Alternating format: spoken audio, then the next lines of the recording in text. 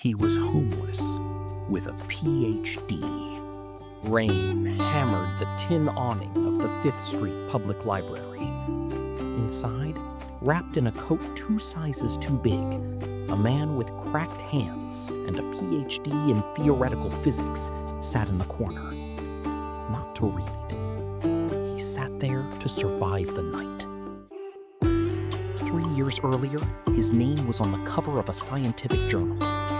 Tonight, it wasn't even on a shelter waiting list. This is not a story about falling. This is a story about what's left standing after you fall. Dr. Daniel Ferris spent 11 years building a research career most people only dream about. A university lab, federal grants, graduate students who called him Doc with actual respect in their voice. Then, the funding scandal hit. Not his doing. A senior colleague had falsified expense reports on a joint grant. But when the university needed a name to attach to the headlines, they didn't reach for the tenured professor with lawyers on retainer. They reached for Daniel. No charges were ever filed. No court ever ruled against him. But in academia, you don't need to be convicted. You just need to be associated. His contract wasn't renewed. His name quietly disappeared from citations. Departments that once wanted him on their committees stopped returning his calls. He told himself it was temporary. He had savings. He had a resume most people would kill for. 6 months later, the savings were gone. 9 months later, so was the apartment. A man who once calculated orbital trajectories for a living was now calculating something far crueler. How many nights he could survive on $40. He learned which shelters had beds by 6 p.m. He learned which churches served dinner on Tuesdays. He learned that a PhD does not keep you warm. The 5th Street Library became his sanctuary. Not for the books, for the heat, the silence, and the 8 hours a day where no one asked him to prove he belonged. One afternoon, a boy, maybe 14, sat 2 tables away, staring at a page of algebra like it had personally insulted him. Daniel watched him erase the same equation 4 times. "You're overcomplicated," Daniel said quietly. Almost surprised his own voice still worked for something other than asking for spare change. "May I?"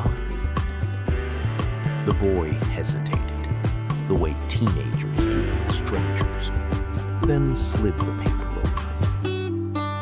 Daniel walked him through it, not like a professor talking down, like a person who genuinely believed the boy could get there himself. 15 minutes later, the boy understood quadratic equations better than he had in 3 months of class. He grinned. "You're really good at this." Daniel almost laughed. If only he knew what I used to be, he thought. The following week, the boy came back, this time with his mother. She looked at Daniel carefully. The worn coat, the library as an address. And then, quietly, she asked the question that would change everything. "Do you tutor?" Pause. Daniel opened his mouth to say no, to explain that he had nowhere to receive payment, no office, no dignity left to offer. But something in him caught. A single sharp realization cutting through months of shame. They took my lab. They took my title. They took my funding. They never touched what I actually know. "Yes," he said. "I tutor." It started with one student at one table. word spread the way it does in tight communities. A mother telling another mother, a teacher mentioning the man at the library to a struggling student. Within 2 months, Daniel wasn't just tutoring algebra.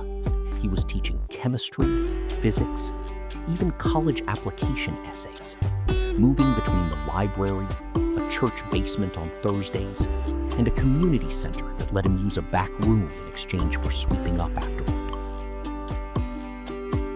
He had no business card, no website, no credentials displayed on a wall. He had something better. Better results. Kids who were failing started passing. Kids who were passing started excelling. Parents started calling him Professor, half as a joke, half because it was starting to feel true again. He still slept in a shelter most nights. He still didn't know where his next meal was coming from.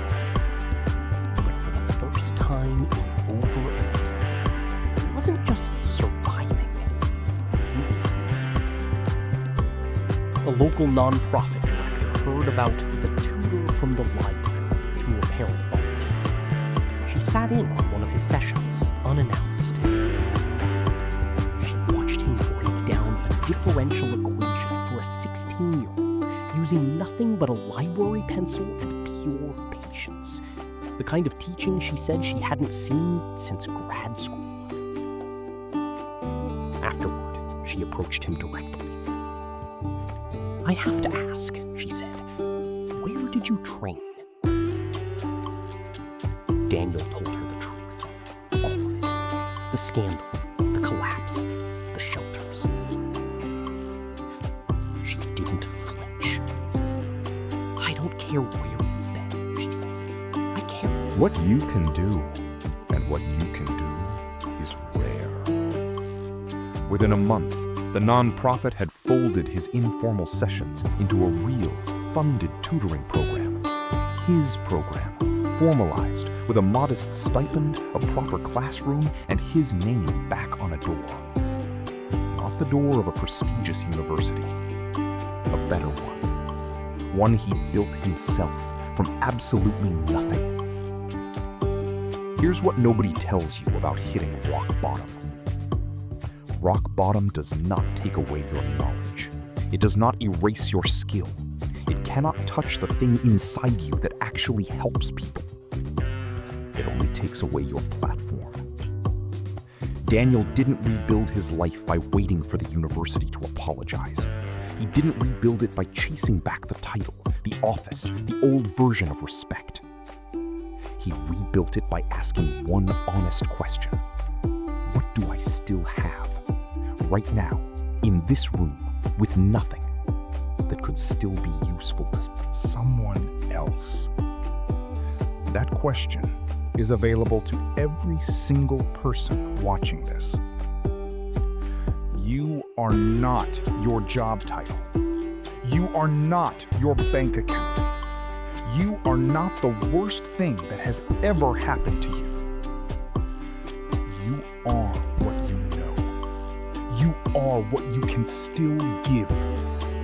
And no scandal, no layoff, no collapse, no rock bottom can reach in and take that away. Unless you let it. Somewhere right now, there is a version of your library table.